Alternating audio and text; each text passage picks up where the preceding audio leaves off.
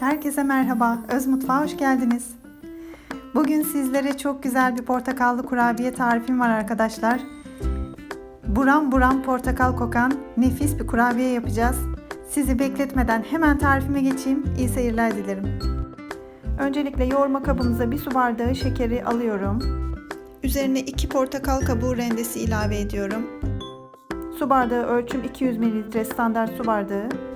Portakal kabuğu ve şekeri iyice karıştırıyorum. Portakal kabuğunu eze eze ve kokusu çıkana kadar iyice karıştırıyorum. Bu arada arkadaşlar malzeme miktarlarının detaylarını açıklama kısmına ekliyorum. Oradan bakabilirsiniz. Üzerine 3 yumurtanın 1 yumurta sarısını ayırdım. Üzerine sürmek için geri kalan yumurtaları ekliyorum. Yarım su bardağı ayçiçek yağı ekliyorum üzerine.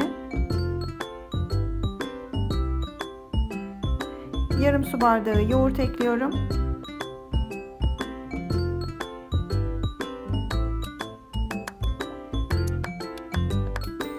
Yarım su bardağı da sıktığım portakal suyunu ekliyorum. Ve hepsini karıştırıyorum. Artık ununu ekleyebiliriz.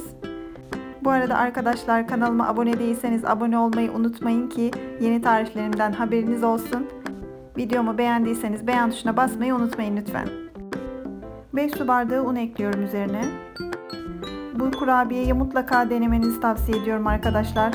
Buram buram portakal kokan ve inanılmaz lezzetli bir kurabiye. Aynı zamanda çabuk da bayatlamayan bir kurabiye. Ve bu ölçüden ben çok büyük ölçülerde yaptığım halde 17 tane kurabiye çıktı.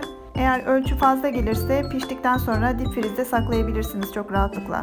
3 yemek kaşığı fındığı kurabiyeye ekliyorum. 1 yemek kaşığını da üzeri için ayırdım. 1 paket kabartma tozunu ekliyorum.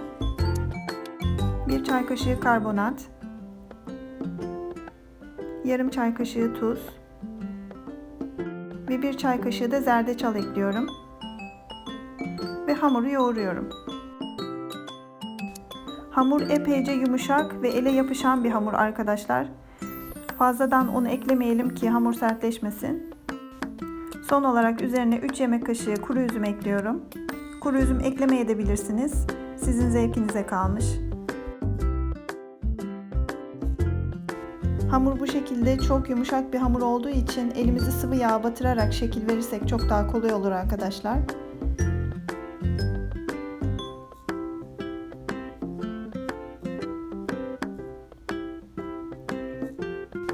Ben büyük kurabiyeler yapmak istedim. O yüzden epeyce büyük benim kurabiyelerim.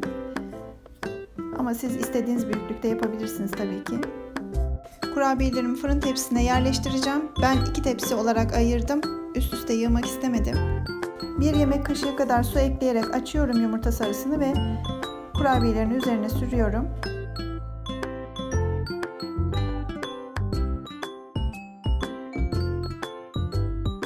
Fındığı eklerken birazını üzeri için ayırmıştık. Onu da üzerlerine serpiyorum. Kurabiyelerimiz fırına gitmek için hazır. Önceden ısıtılmış 180 derece fırında altı üstü kızarıncaya kadar pişiriyorum. Evet, kurabiyelerimiz fırından çıktı. Ve gerçekten güzel bir kurabiye oldu. Şimdi size kesip içini göstermek istiyorum.